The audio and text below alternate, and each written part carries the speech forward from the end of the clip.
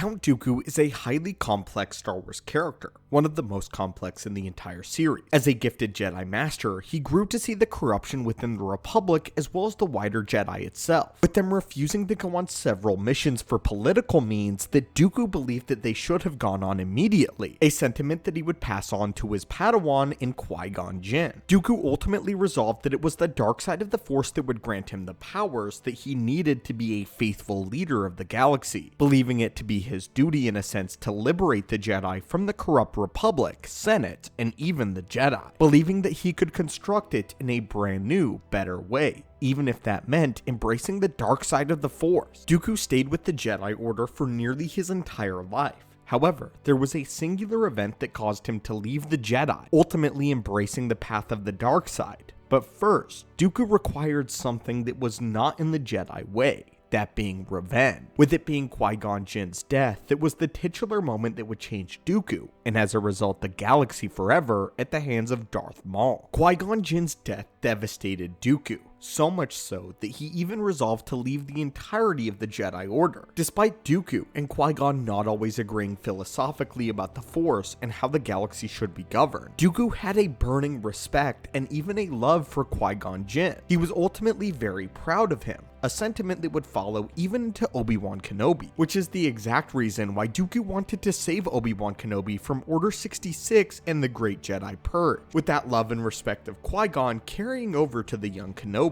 The question we will be posing today, though, does not occur when Dooku has embraced the path of the Sith, but rather, we will be exploring a story that takes place just after the events of the Phantom Menace, when Dooku, full of resolve, has decided to destroy the one Sith, with it being undeniable that Qui-Gon Jinn was killed by the newly returned Sith in Darth Maul. And today, we will be breaking down and uncovering the story of Dooku's revenge, and how this ultimately led him down the dark path. However, first his plan to destroy the Sith and the individual behind Qui-Gon Jinn's death. So come with us today, students of the Force and acolytes of the galaxy, as we break down exactly Dooku's plan to destroy the Sith and avenge his old Padawan and Qui-Gon Jinn. It was only a month following the death of Qui-Gon Jinn that Dooku had finally resolved to leave the Jedi Order indefinitely, with him deeming it his purpose to destroy the Sith. Before doing so, however, he met with the new Chancellor Palpatine. Similar to Anakin Skywalker after him, Dooku had actually formed a strong connection and relationship with Palpatine, who Dooku, a Jedi Master at the time, believed was a non-political leader that could lead the Senate into brighter days. Which is why even before the young Skywalker, Dooku actually confided in Palpatine. Dooku revealed to Palpatine that the Jedi High Council had resolved to not look for the Sith, believing potentially that Obi-Wan Kenobi had defeated the Master of the Sith on Naboo. However, within every fiber of Dooku's being, he knew that Darth Maul was not the Master, but was simply the apprentice, and resolved to hunt down the Sith Master in the shadows and destroy the Sith utterly and completely, not out of righteousness for the light side and the Jedi, but out of pure revenge for his lost Padawan. Dooku believed that he could delve into the underworld of the galaxy and discover exactly who this hidden Sith Master was, as Dooku had grown to believe that the Sith had become far more political and far more connected than the days of the ancient Sith Empire, when they were purely bred warriors, which is exactly why Dooku speculated that they had been gone for so long, with Dooku being so ahead of his time that he correctly surmised that the Sith had in fact evolved and changed, and were now potentially far more dangerous than ever before. But Dooku believed that the Sith Lord had left a trail